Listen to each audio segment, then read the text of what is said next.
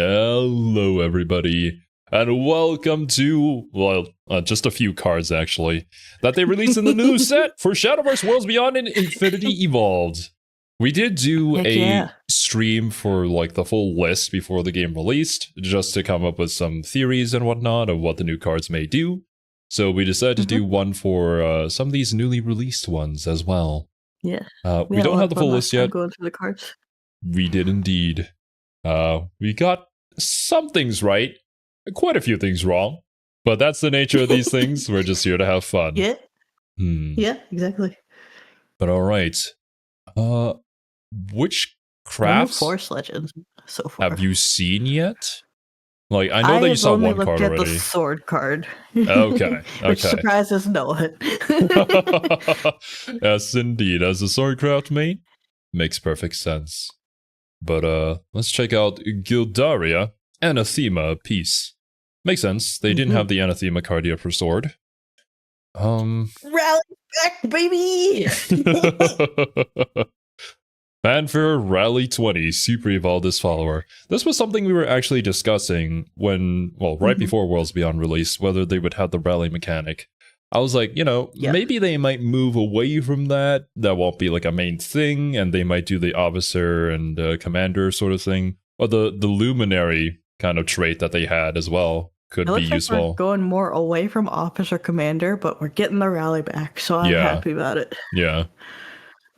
That being said, how easy is it to get to Rally 20 with the current cards that we have for sword? Actually, I don't think it'd be too bad, to be honest, because a lot of cards summon cards currently, and a lot of them are cheap, 2-cost cards. Even, I think they're all 2-cost cards. Okay. And I assume we'll probably get some more since we're building Rally here.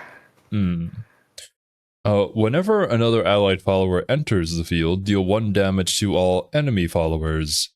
When this follower evolves, summon 2 copies of Steelclad Knight and give them Rush. So this would activate on the Rally There's probably going to be some more Rally since she's also building Rally. Well, we don't have the rest of the cards yet. We just have the Legendary here, so it does seem like the new goal is to get to Rally 20. And hopefully we have other Rally payoff cards that are going to be added in the new set. That's what I figure, yeah. I also think it is interesting. So her rally effect is Super Evolve, which means we could also potentially, maybe not even in this set, but in the next set, start building into an Evo sword meta. Potentially. That is a good thing to point out. Which was my favorite meta. Is this the first card ever where it has a Super Evolve effect on it? Because I know for Abysscraft... No, there's plenty of... Well, no, I mean, it super evolves on its own without having to use a super evo charge on it, right?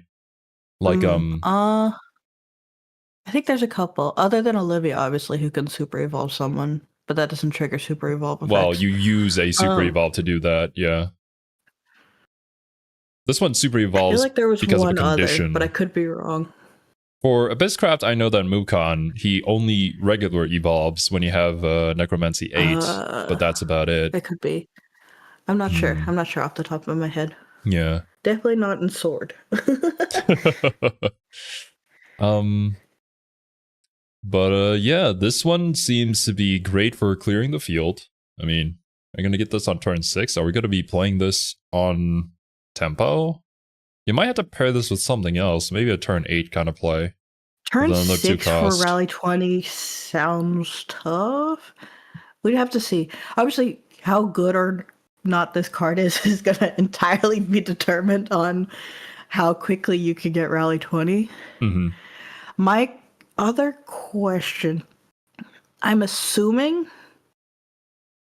this doesn't take your Evo point. It doesn't. Yeah. Well, with Rally 20, it doesn't. Yeah. I mean, you could still get the Super Evolve effect if you hard evolve it, but that would... I guess if you had 2 in hand and you were desperate to get it off, you could get your rally that way, but that would suck. You could. Probably not the optimal play. I can see this being super scary, though, if you say... what is the Magus card? The one that summons 3 wards. Is she like a 3 cost or 4 cost? No, she's a 5 cost. 5 cost. Okay, never mind. I thought that would actually be a busted pairing if you could do that though. Like the 5 But you cost with do a bunch have of wards and others. Gildaria. Things like your Luminous Lance Trooper, she summons a card. There's a good amount of 2 cost cards that summon a card. Mm-hmm. Then of course there's the spell card that can summon 2 cards for 3 cost. So Mm. there's a lot of ways to get cards on the field currently in Sword. Because what you could do here is set up a super scary board of 2 super evolved followers by just placing Gildaria and then evolving something from behind a ward, and you can just kind of protect it that way. I mean, there's always the chance that you could still have the Luminous Magus on your field. I've had quite a few games actually where they've managed to clear all the wards but couldn't get rid of her, so then she's set there to add wards back onto the field, because it's any card that comes on she'll ward, or for her it's any officer card, I believe. Yeah. She wards, but this summons 2 Steelclad Knights, which are officers, so those would gain ward if she's still on the field. Yeah. Freaking Amalia too is also another good example of that, where you just spawn like 3 wards. If you're in the late game, and if you super evolve Amalia, sometimes certain crafts won't have a good removal for that, and they have to get past those wards, but they just don't have enough to clear. I've definitely had Amalia live the board and managed to ward my next round. Yeah. And she'll ward anything. My favorite is I got a warded Zeno out on the field at one point. I'm like, what is this game? What have we devolved to? I feel like this might be a card you save until you've hit Rally, as you already got good 4 to 6 cost cards that make boards. 100%. Yeah, you definitely want to play it with Rally. Yeah. The question, I think, is just going to be how fast can you get Rally? I feel like, especially if they support for Rally with this set, I don't think it'll be a problem. But we'll see. Now, being said, there's a lot of ways to get board, and pretty much all the current decks just clear your board after every round. So I don't see us getting board locked, really. I don't know if Aggro Sword would play this card. I mean, Aggro Sword isn't particularly good right now. It's mid-range sword that's been... There is one card that I think Aggro Sword might play, but we'll get to it in a bit. Okay. I definitely think this is going to be support for mid-range or control sword in a way. Yeah, that's what's been most supported currently. Yeah. So it'll be a good, just natural evolution, I think, into that. What would this be good against, really? Because it clears all enemy followers. What boards like to go wide? I suppose Portalcraft, whenever they summon all their different artifacts out of their hand for free, it can be really annoying to deal with, unless you had like good board clear in general. Or honestly, you could use this against another Swordcraft player who summons an Amalia, and then you Gildaria in response. I was gonna say Forest could be too, because they put on a lot of low-cost followers. Forest maybe, but current Forest really doesn't put anything on the board with Roach kind of being their OTK. Stays, yeah. Forest might change, but we don't have the Forest Legendary yet, so we can't really say. I mean, I think there's no question that it'll do a lot, because Apollo right now is one of the best cards. Every deck runs him because just that one crit damage to everything hurts. You really have to, yeah. So I think having her do that and then just continually do that for every follower you play down in a deck built to rally, that can hurt. For sure. And I certainly don't mind Sword getting some support. Well, as a Abysscraft player, I hate playing against Sword because I just lose to them. Yeah, they definitely need some help, especially against the level that Portalcraft has set during this first expansion. Oh boy, Portalcraft. All right. Let me look at the evolved art. Pretty cool. She draws the sword.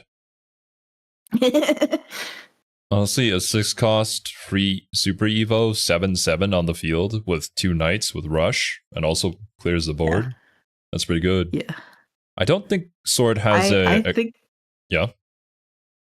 I was gonna say I don't think this could be a bad card, but yeah, what were you saying? I don't think Sword has a card that they can use to like sacrifice one of their followers in order to destroy an enemy follower or anything like that, like Abysscraft does. So I don't think the super Evo effect that protects it from being destroyed. But no one runs it. Oh, really? Okay. Mm-hmm. Well, maybe it'll see play. I don't know enough about Sword to really comment on that, or how the super Evo effect itself could be useful. If I remember right, it's a 4-cost spell card. Mm-hmm. Actually, I don't think it destroys one of your own followers. I think it just destroys an enemy follower. Gotcha. All right. Oh, are you thinking about Divine Thunder?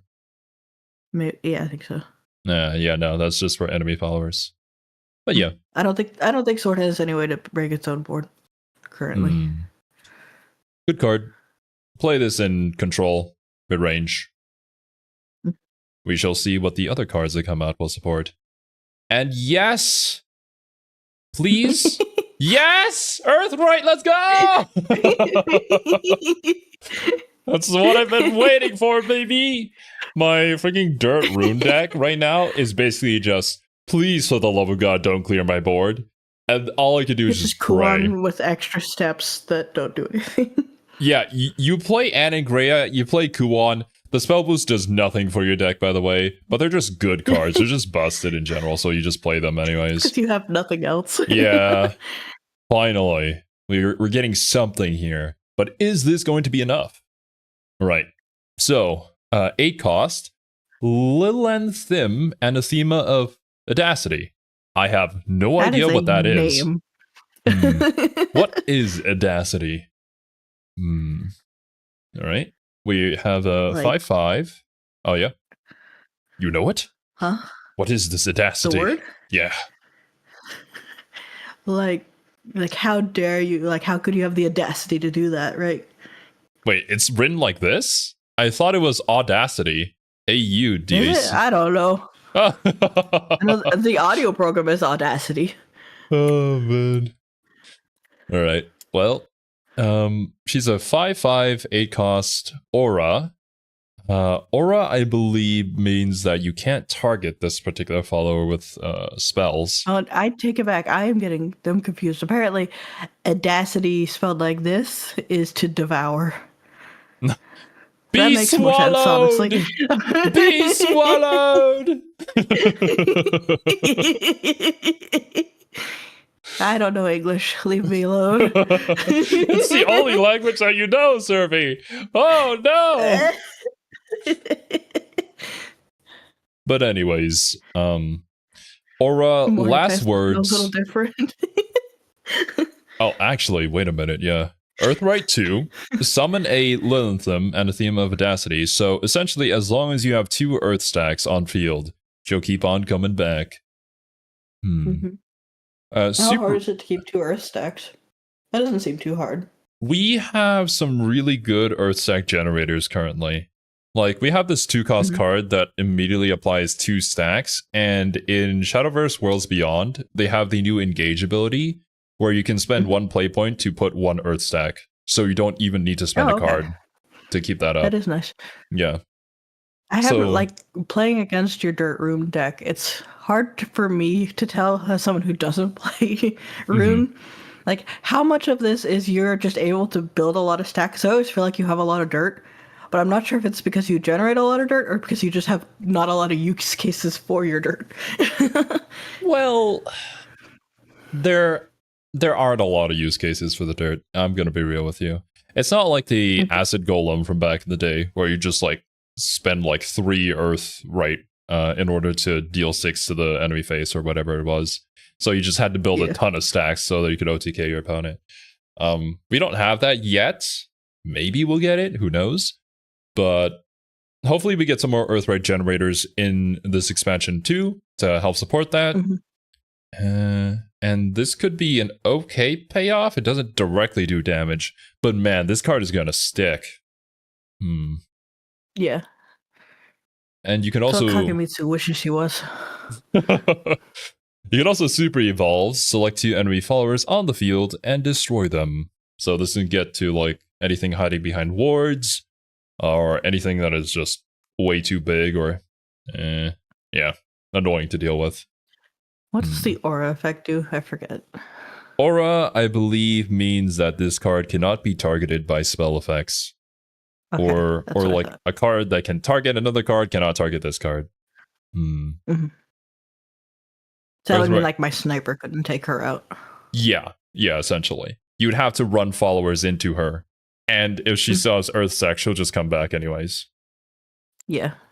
If you manage to kill the super evolved form of her, and she comes back later, if they still have Earth Stacks, and then they can super evolve again to get rid of 2 enemy followers. Damn. And that is a scenario where you still have your super evos by turn 8, of course. Both of them. Which currently that's a big ask, but it depends. And like some decks can go even without using Evo or Super Evo if they have good removal tools. Oh, that's true. Like Havencraft, Sword, for I example. end up using them. Well, Sword, you have to use them to push. You want to end game early. Other games, other decks that want to stall, try to save up as many resources as possible. Yeah. But yes, I do agree, Kai. Earthright Temple will love this card. I'm not going to even try to pronounce her name. Lilithim. Lily. Well, I'll call you Lily. Lila. We having fun? Indeed. We love talking about cards and card games on motorcycles. Yes. So yes, I am so glad that I finally have some payoff for putting those dirt on my board. And I guess that's the direction we're going with Earth right now. Because that is how I feel playing my shitty dirt rune deck, where it's just like, please, for the love of God, I'm playing all these big followers, just stay alive, stick on the board, so that I can do damage finally next turn. So we might be moving away from the like aggro dirt rune that we were used to in the first Shadowverse, to something more akin to, I build a board so big that you just can't clear it, and then I hit you afterwards. Bit slower. With Earthquake's effect, when it summons her back, would it be as soon as you killed her? I so, like, presume still so. in the enemy turn phase? Yes. So that would mean she would have Storm when it gets to your turn. Yes, indeed. True. There's also another card for Dirt Rune called Juno. She's a 5-cost on Evo, gives you a crest, and every single turn that the crest is active, it spends 1 Earthright in order to summon a 3/3 Golem with Ward. So she'd also be behind that ideally. That being said, she is a 8-cost card, so you'd probably not have to play Juno on tempo or play a second Juno in order for that scenario to happen. We do have a 4-cost card as well. I forget her name, but she does Earthrights, either 1 or 2, summon a Guardian Golem, and then she can super evolve herself in order to super evolve the Guardian Golem too. So now you have this massive like 7/7 ward and a 7/7 body behind it too, with Lilithim probably on field. I think the scenario definitely is big body, survive, and then smack face. That makes sense, yeah. Okay, you're right. I think the Hounds definitely will see more play now with pulling into Rally and some more control. Oh, 100%. The Hounds being a bronze card, but the amount of value that they give you on Enhanced 6 is kind of insane. Just 3 bodies, 4/2 rush. That clears so many boards without having to Evo. It's great. I haven't been running them currently, but I think I probably will add them into my deck with Rally. I definitely think Sword right now should be playing 3 of the Hounds, especially with how wide some of the decks can go, or especially playing against Portal. On turn 5, they Evo their gold card, and then they summon 2 of the artifacts. Your 1 doggo can clear that on turn 6. Yeah, no, I think the Hounds are going to go up in value quite a bit. But yes, this card, great, fantastic, phenomenal. Thank you. I love playing Dirt Rune. I enjoy playing Spell Boost, but Spell Boost is too easy to win with. It's not fun that way. Like, yeah, I would prefer to play one of the non-meta decks, and this one at least I think is going to make it competitive. Join us, Wasabi. Join us. And all right, the card that nobody saw coming, definitely, 100%. Okay, what is this? Mm-hmm. Feet pics. Oh my god! Oh my god!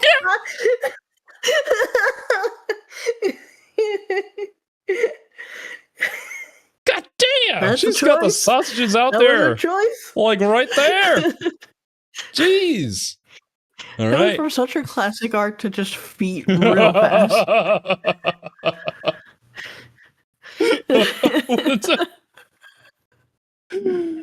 That's her card back?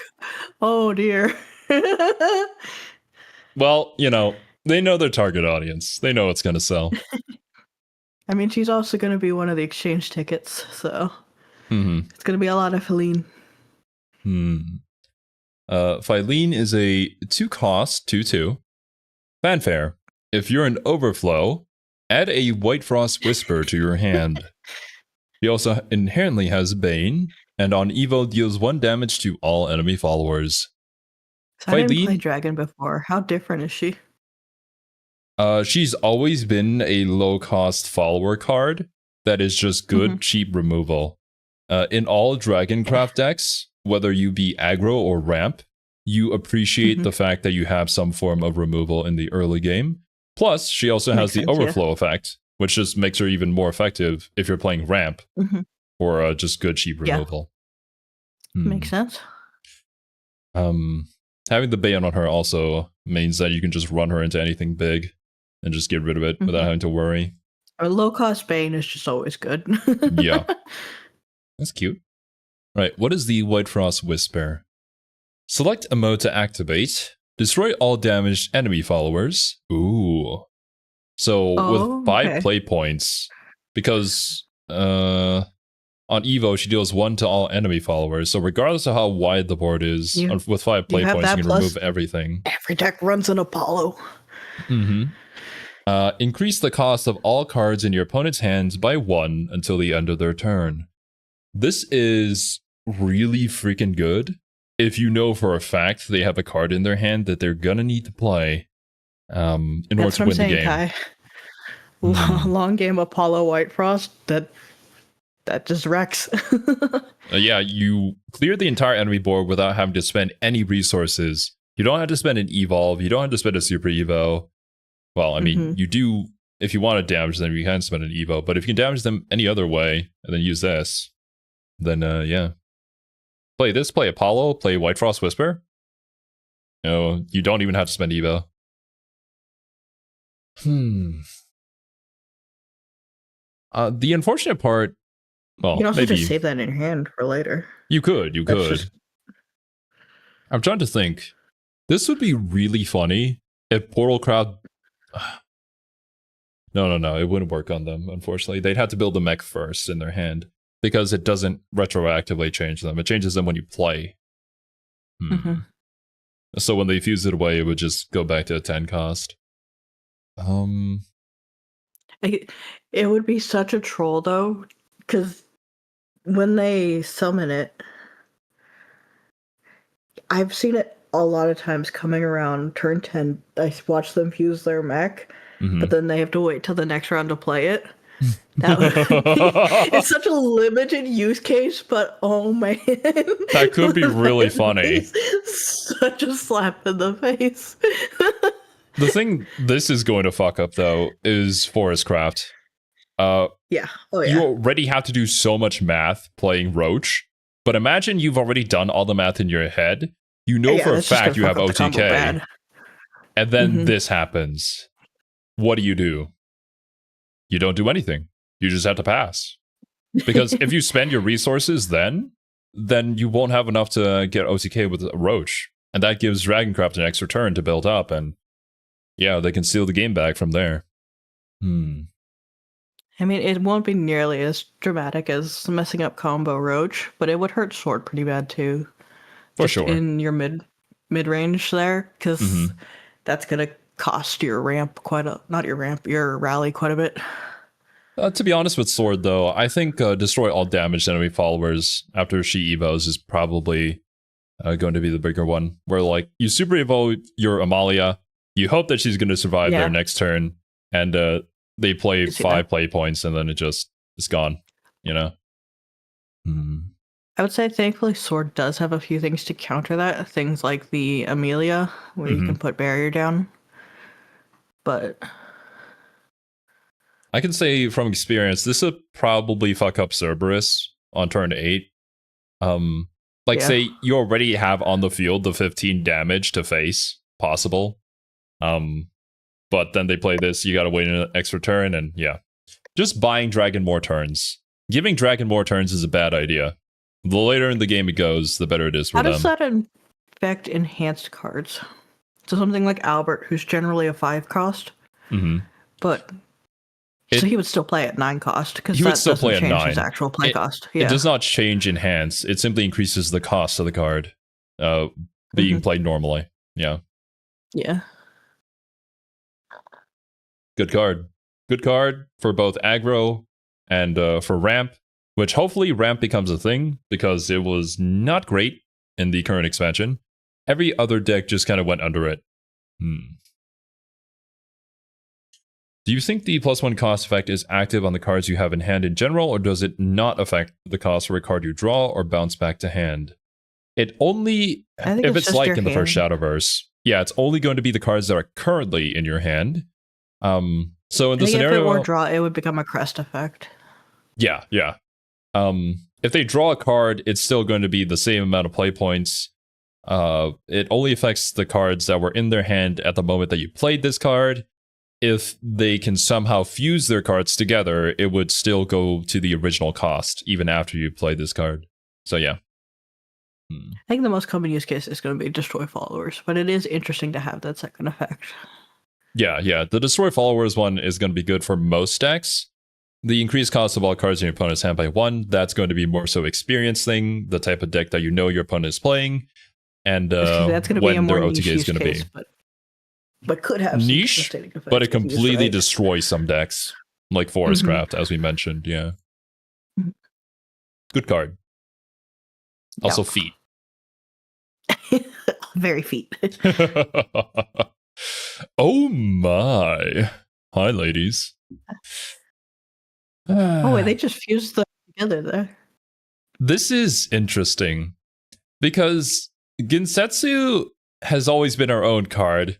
Yuzuki has always been our own card, but this is probably the first time we've seen the two together in one card?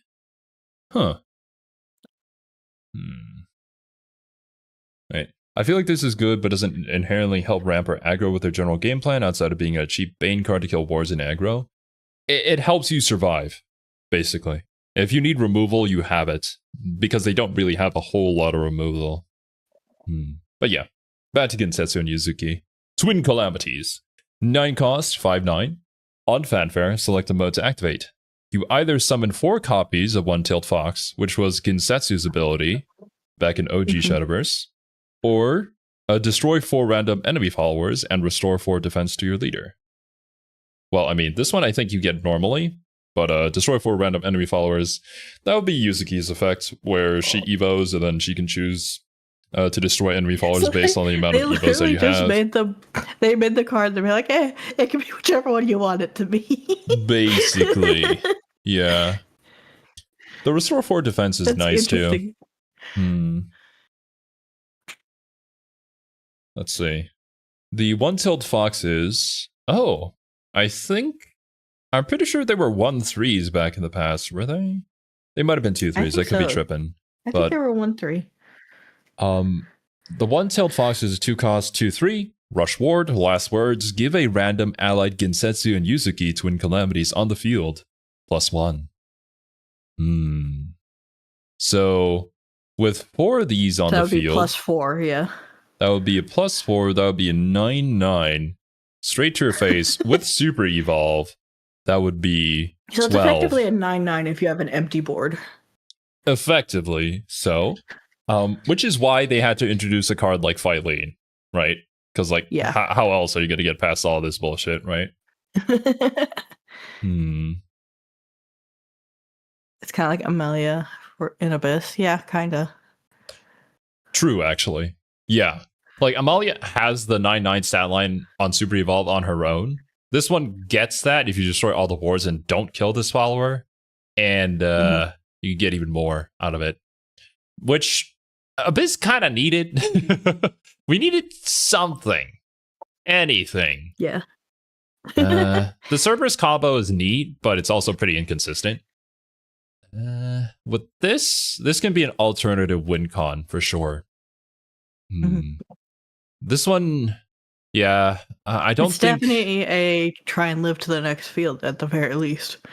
At the very least. And having the option to destroy 4 random enemy followers too can be just good removal without having to spend any resources. Especially during... if you're in kill but need to get rid of a ward, then that can save it.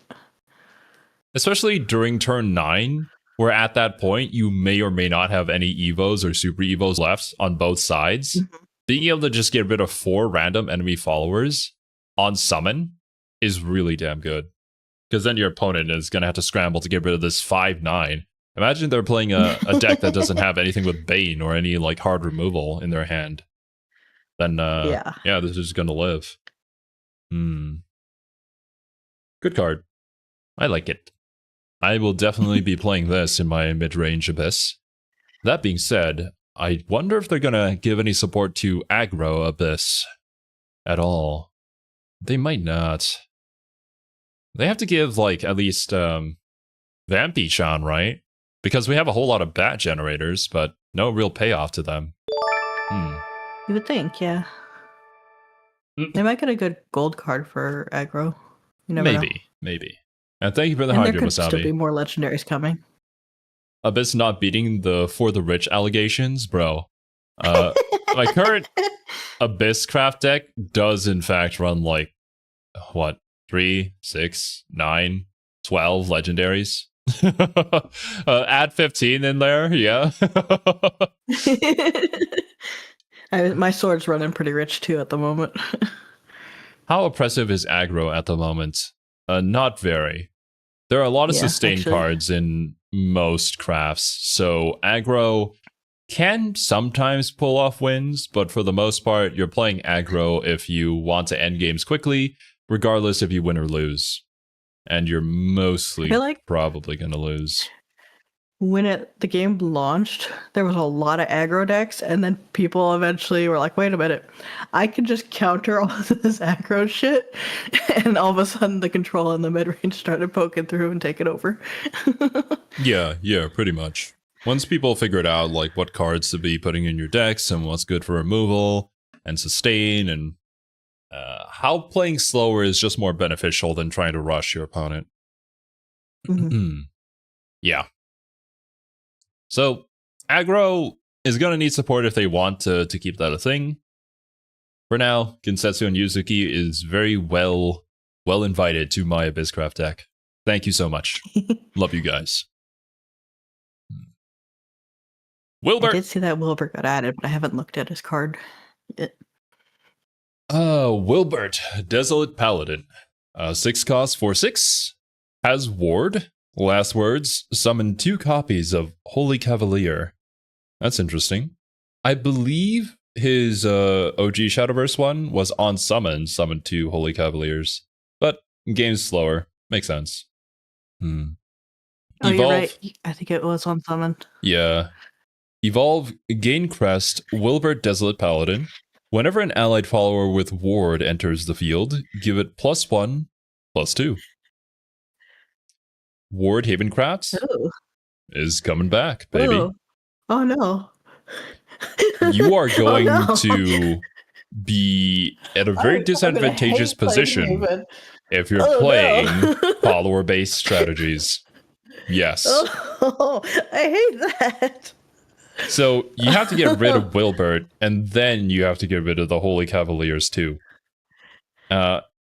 If he evolves, this means the Holy Cavaliers, when they enter the field, they're also going to become 2/4s. That's going to be a hell of a thing to deal with. It's not that late. It's not late at all, actually. No, I can already tell I'm going to fill that one. I don't like it. Like, this completely fucks up, like, say you play Wilbert, and then you're, like, on turn 9, and you want to play Albert to win game. You're not gonna win game. Mhm. You don't. I was gonna say wards are what mess me up the most currently. Mhm. So just buffing all those wards. Mm-hmm. Nah. And Nah. so the Holy Cavaliers live with the crest, so they become 2/4s. How Yeah. much does John buff fellow followers on the field? And she's also a ward follower herself? And she also clears board? I don't remember, but yeah, that's gonna be a nasty. That is going to hurt. I don't like it. I think Ward Haven is going to be pretty good. See where it's going, and I don't like it. John gives +2/+2. Okay, so then that's a what, a 4/6 4/6 double 4/6. That's 8. With an Evo that could be 10 damage to face. Super Evo that becomes 11. Very good. Okay, look. I mean, Wilbert was always a good card, but Wilbert was, but from what I recall in the previous iteration of Ward Haven that we played, Wilbert wasn't the star of that deck. It was the Holy Paladin lady. I forget her name. He didn't have the leader effect before, though, did he? He didn't have the leader effect. No, I think he did. I think he had some sort of leader effect where, depending on the amount of ward followers in play, it would do that much damage to an enemy follower. If there were no enemy followers on field, it would do damage to face. Pretty sure that was a thing, right? I don't remember anymore. Yeah. But yeah, I mean, regardless, I remember always playing against him, but yeah, he was never like the win condition or anything like that. You would play Wilbert in Ward Haven, and then you'd play the other, I think she was like a 7 cost or an 8 cost card that was Ward with Storm too. And it was super good. I think you could do like 14 or 16 damage back then with her. Yeah. Imperial Griffin's also a ward follower. Oh, there you go. And then on engaging an amulet, it gives that follower Storm. So you just extend the retribute lethal. Make all of your wards harder to kill too. Doesn't give them invulnerability, so followers with Bane or like Strike Destroy this follower will still be able to get through. But still. And you just keep throwing wards on the field. That's gonna get so exhausting. Yeah. This is gonna be pretty annoying. This is like me playing my Bone Mancer. But my Bone Mancer only like summons 1/1 skeletons. Instead, you summon ward followers that also get buffed on summon. Yeah. I'd say pretty good card. Definitely. Yeah, okay. So I dread it. So we're just giving support to Ward Haven. That'll be nice to see. We'll have to see how that goes in the meta. And finally, last but not least, Odin. Oh, yeah. Is this how you're supposed to write Twilight? Classic. Sweetie. No. Sweetie Fate. Twilight Fate. Oh my god, it's Date voicing this guy. What?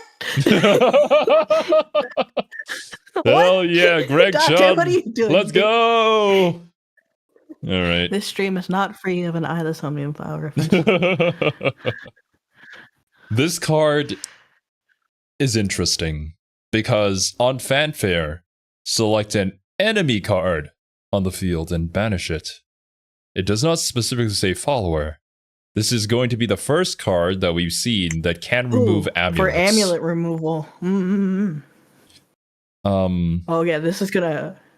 Okay. Yep. It also has Storm. I can already tell this is gonna be a good card. This is probably a card you want to be pulling. Replace my Centaur then, just for the utility. I would say so. Centaur less damage, but like. Yeah, Centaur has more stats, but you don't get a reward for free like this on summon. This could clear the ward I need for kill, because I've a lot of times had them down to very low health, but I just couldn't get through a ward. This can also be great for mid-range or control decks for simple removal, especially during the late game where you don't have any evos left. We see now why what's her name? The stupid name. Why she has aura. Ah, yes. Lila. Lilithim. Yes. Yeah. Because she cannot be selected by Odin, so yeah. So she'll persist. Yeah. If she could, then Dirt Room would just be in the dirt. Well, pun intended. Ironic. Yeah, no, this is gonna be a good card. This also clears Grail Amulet. Yeah. I mean, you probably don't want to play it out to let your opponent know, but without triggering its effect. Mm-hmm. Honestly, the only way to get rid of an amulet, period. For Havencraft players, you're also going to hate this card because this also banishes Lapis. So on Last Words, her Last Words won't activate and she won't be able to come back and gain Storm. Which means that now the enemy player is not on a timer if you're able to successfully deploy Lapis. Yeah, they can't just let their Grail sit on the field either anymore. For Portalcraft players, goodbye Ancient Cannon. Like, screw that card. Goodbye forever. You're not going to be safe hiding behind boards from this card, as the Amalia Super Evo strat might not work as well anymore if the enemy is also running an Odin. Yeah. At least for Sword, that's usually like a backup. It's not your main plan. But for something like a Lapis or a lot of Haven's Amulets, that can deal a lot of damage. Yeah. This could screw up Cerberus OTK by removing the Ghost Amulet on the field too, if the opponent is big brain enough to do so. What else? How else would this benefit? Yeah, I see this card being played in all decks, really. A ton. Because there's a lot of decks that could just run rampant because they knew that there was no way to remove amulets. My concern here is that this is a card that really punishes anything that wants to play single big cards, i.e. Haven, Ramp Dragon, without needing to spend Super Evo to remove them. Yeah. That's always been the case for Shadowverse, though. I mean, Shadowverse has always been just much more fast-paced, and you don't usually expect your cards to survive a turn. Like, even with the barrier effects, your opponent can probably still find a way to get rid of them. That's why a lot of those big win conditions have Storm, but that being said, I do expect the other cards that are yet to be released in this expansion to also have the keyword Aura. There's going to be quite a few, I'm sure. I imagine we'll get more Aura this map. There's a few in the game currently. I can't really think of who. I know the giant mech has Aura. Yeah. Do any Havencraft followers have? He doesn't have, or no, he does have Storm, doesn't he? He has Storm. Or does he? Yeah. He has Storm, he has Aura, he has Ward. Yeah. He has everything, I forgot. Also deals 5 to the entire field, heals your leader for 5. Cocytus doesn't have Storm. He's one Cocytus has nothing. He just changes your deck, Big followers that people would want to play and have stick. Trying to think. There's a few dragons, but usually dragon has so many other things that even if you destroy it, they're like, okay, have another one. Nah, it's like for dragon, the Genesis dragon, I believe that's a 9 play point card. It has Storm, so you don't expect it to stick on field. You want that to do damage to face immediately as a payoff. What's the stupid dragon that just buffs to like absurd numbers right now? That Twilight or Genesis? I don't know the difference. That buffs? What do you mean? Like buffs itself? Or... Yeah, it comes out to the field with like 16/16 or something stupid like that. When they summon it. Don't think there's a card like that in the game currently? There is, because I fought against it. Now I have to look up the cards. I cannot think of what that would be. I know there are other cards that buff other cards that are already on field, but I don't know anything that buffs itself. No, I think you buff it in hand, because when they play it, it comes out with those absurd numbers. Are you thinking of OG Shadowverse, Buff Dragon? No, I have played against it just not long ago. Literally. I don't know. If you don't know the name of the card and can't show it, I can't think of anything currently. Kind of luck.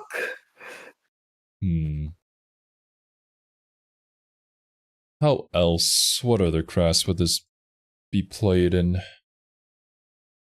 The Runecraft Spellblade, yeah. That one does buff itself and then does damage to an enemy follower. There's not currently anything in Dragon that would do that, I don't think. There it is. Which one is it? You found it?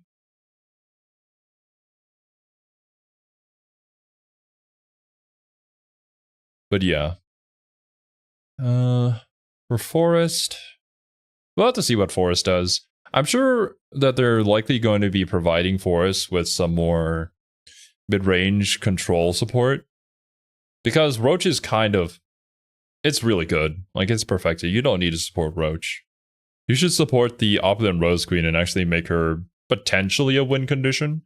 We already have the 7-cost or 8-cost ward that destroys an enemy follower and heals your follower as like a stalling tactic. But we just need something more for Control Forest.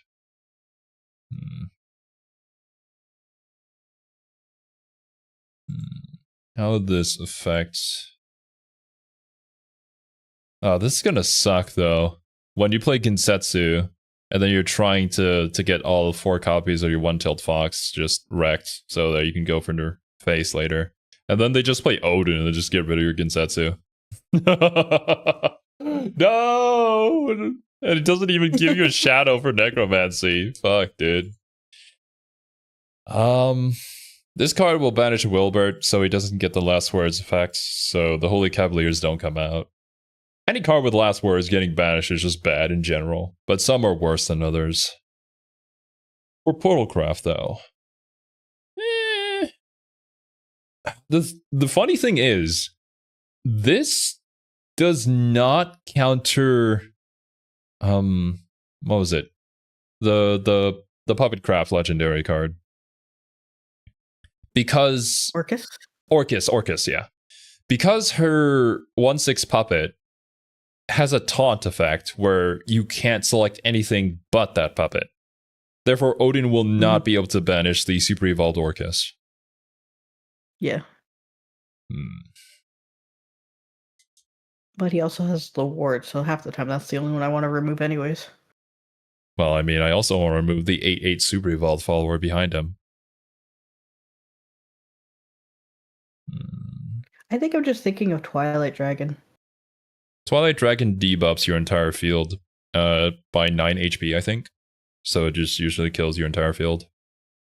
I'm not sure. I don't know. I've seen something come out in the field. You're thinking of Runecraft 100%. I could be. I could be confused. Runecraft has the spell blade that, based on spell boost, they gain stats and do as much damage as that to a single enemy follower. So they can come out with like absurd numbers. The only thing in the game right now that does that, to be honest. Okay. I believe you. But yeah.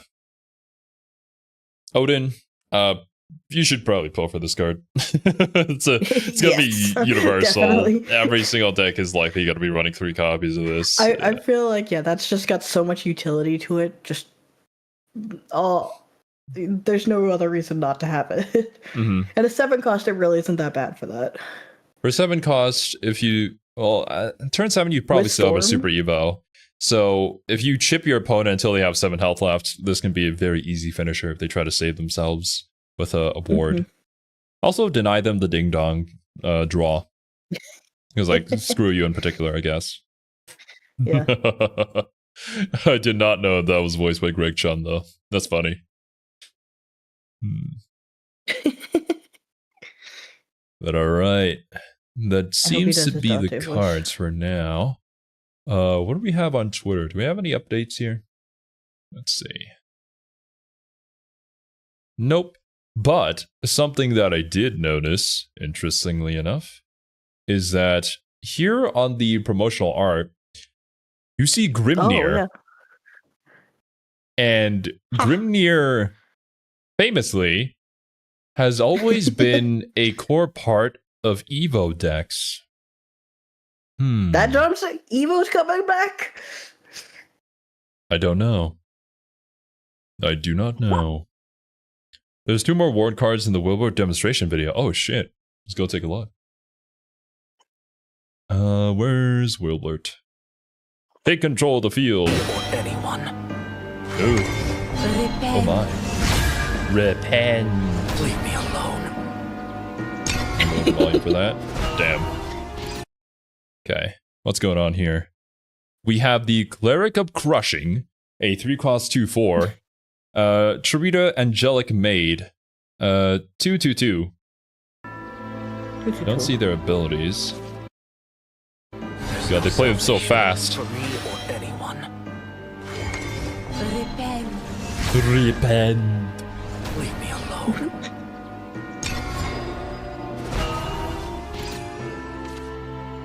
No, not the Divine Thunder. Yep, works exactly as described. Okay. Will you be selecting those cards? Will you be selecting them? Oh, shit! Oh! Oh! You cannot beat me! 3-cost Cleric of Crushing. Ward. On Evo, select a super evolved enemy follower on the field and destroy it. What? For an Wait a evolve? minute. Whoa. Hold up a minute.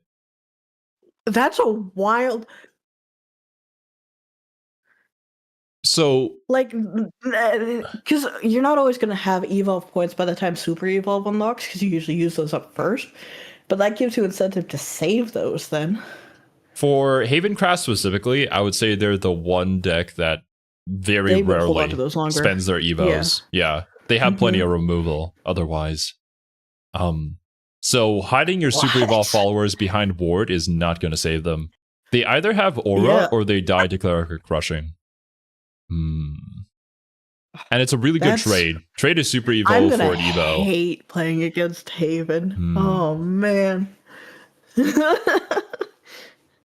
And yeah, I do agree that it's not something you play the card for. Like having her be a 3-cost 2/4 already, and also having ward just means that she synergizes very well with Wilbert here. Yeah. So you play her for the body, but she can win you the game.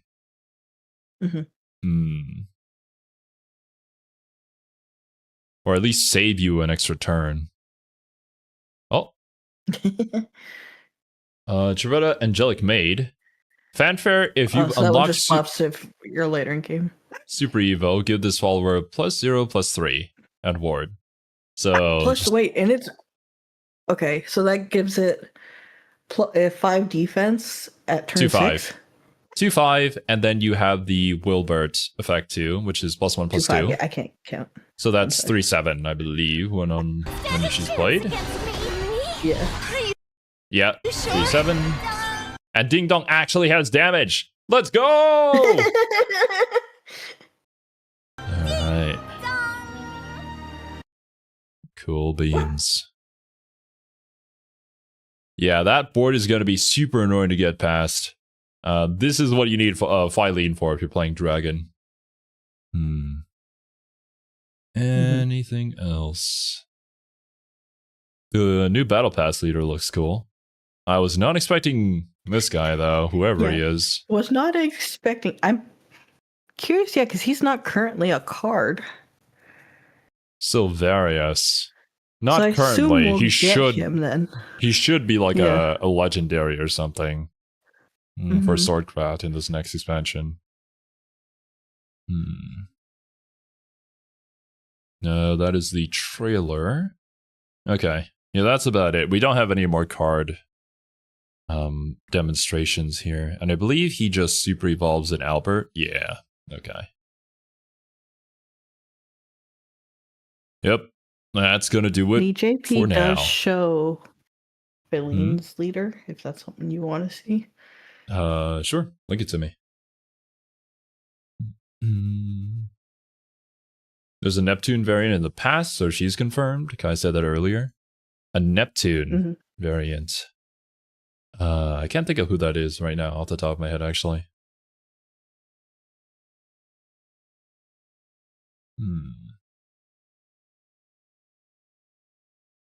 They post so much shit on the JP. The Japanese do love Shadowverse. Makes sense. All right, let's see. Oh my god, feet. Yes, very feet. Okay. Kirai.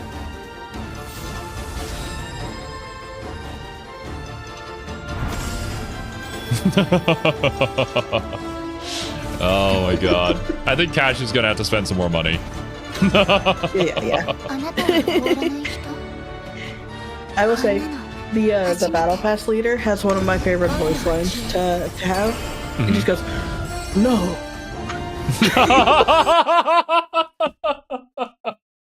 No. Which I can think of infinite use cases. I don't have a card to play. No. No. Oh, you played Albert? No. No. Such a simple but great line. Oh my god, it is on our card art too. Yeah.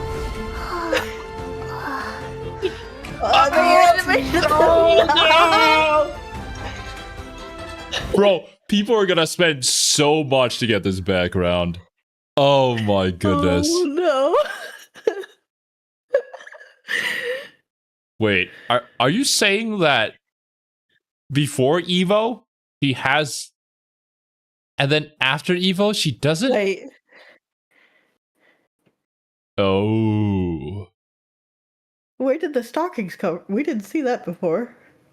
I don't know. I think it's an Evo thing potentially, and if not, that might be a censorship thing. I'm going to presume it's an Evolve thing though. God, she has all these different colors too. Oh Jesus, man. Because on the website when we saw it, it was more of her traditional art, and then it evolved into the feet pic. let me check out the website then. Dragoncrafts. Yeah, on this side, specifically on this side, when she's in this position, yes, she doesn't have it, but I think that's Evo, because here you can see she's facing the other way, so I'm assuming the Evolve effect just flips her and then takes off her socks. I know, but I'm saying, you can go back to the website. When she's not Evo'd, like, just click on her? This is Evo'd. I'm pretty sure. Then what is that art there? No. Click on it. Right there. Right where?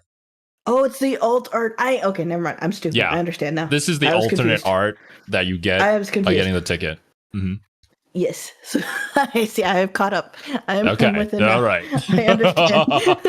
We finally understand how to unlock feet, guys. Tune in next time to figure out how to hold hands with her.